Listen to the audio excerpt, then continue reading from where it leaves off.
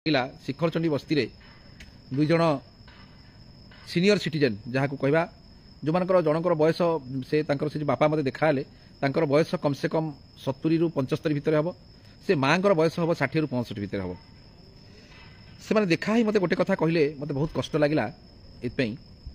जे से माने तांकर पुओ को बाहाघर करथिले एवं बाहाघर मात्र जदि कहिबे माने विदिन 1 मंथ भितर स्त्री गोटे माने बोहू माने पुअर जे वाइफ बोहूंकर गोटे डिमांड है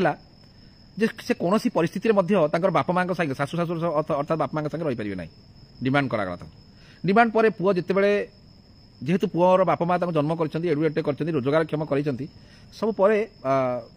पुओ एग्री कले कथार एग्री न द्वारा से गोटे गोटे थाना से बोहू जाकि गोटे पीसीआर को बारंबार डाकिले और गोटे थाना कम्प्लेन कले थाना बाबू मैंने भी बड़ा अजब थाना बाबू मैंने गोटे से गोटे लेखा पढ़ा करें जे पुआ थाना बाबू मत पचारे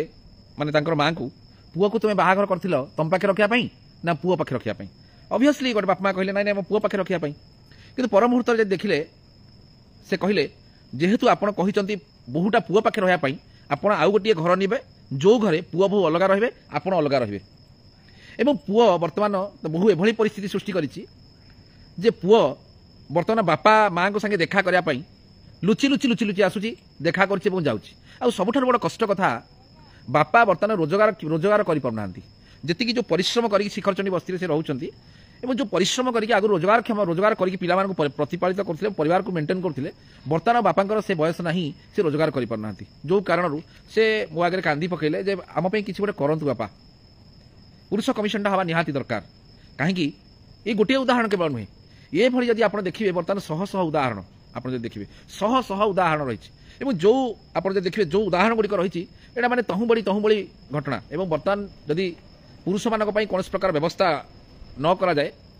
ताहले आप देखिए ये गोटे भयंकर रूप आगक धारण कर भयंकर रूप